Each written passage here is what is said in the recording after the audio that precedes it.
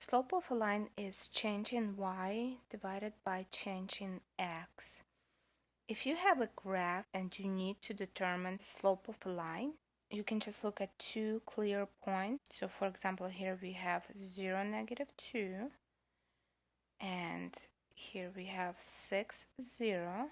Basically, you want to find points that intersect boxes because you don't want to work with decimals or anything. So the first thing you want to know is how many boxes the graph shifts to the right. You always read the graph from left to right on the x-axis. Just like reading a book, it's always left to right. So we go 1, 2, 3, 4, 5, 6.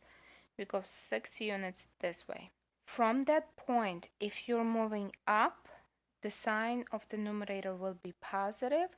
If you're moving down, the sign of the numerator will be negative. So from here, we have to go 2 units up. If you're going up, that's a positive sign. If you're going down, that's a negative sign. Now, we could have also worked with these 2 points. So we would have 1, 2, 3 units to the right and 1 up.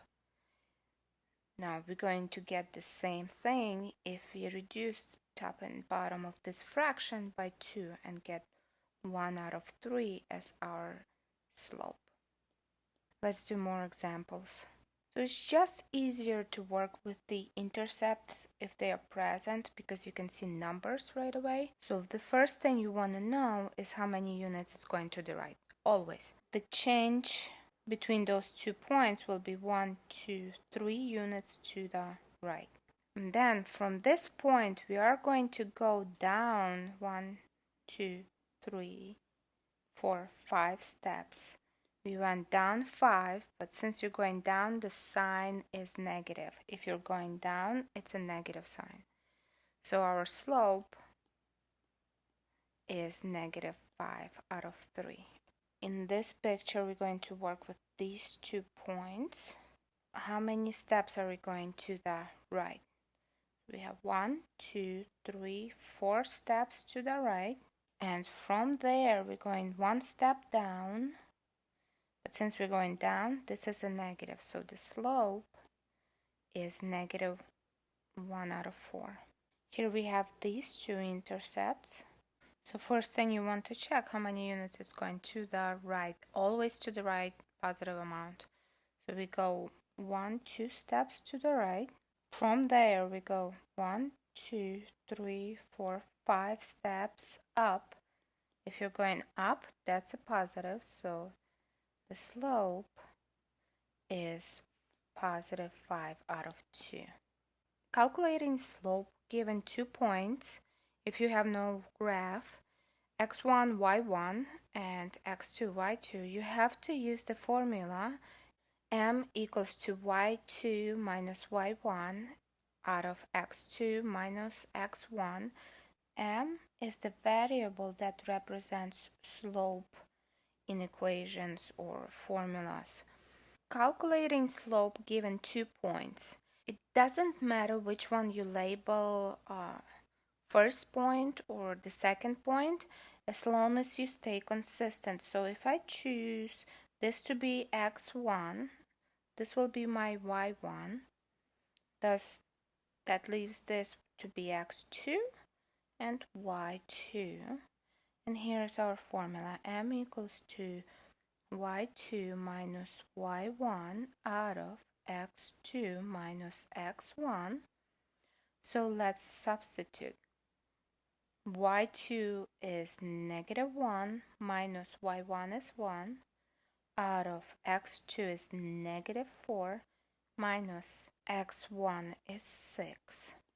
Same sign, we have sum of -2 in numerator. Same sign, we have a sum of -10 in denominator.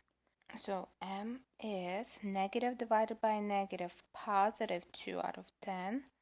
We can reduce by 2, and our slope ends up being 1 out of 5, and that's our solution.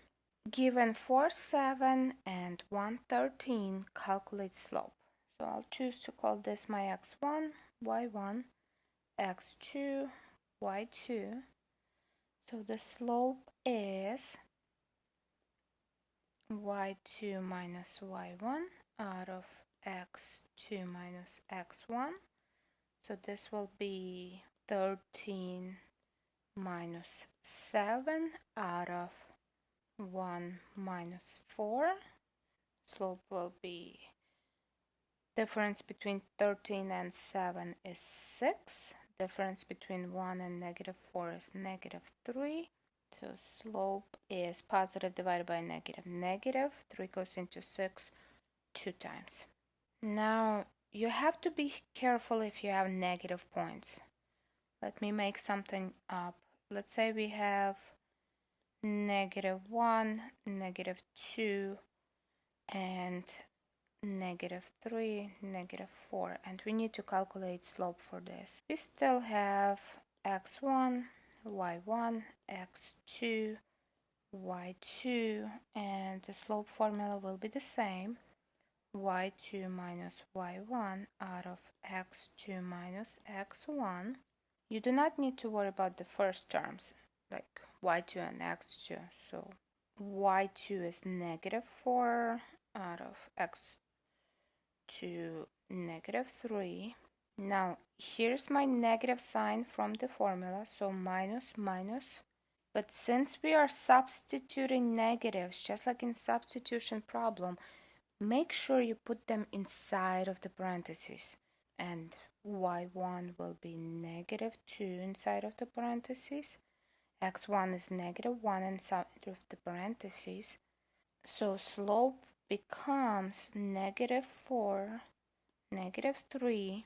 The first terms we don't have to worry about, but the double negatives will turn into pluses. So we have plus 2, plus 1, and now it's easy.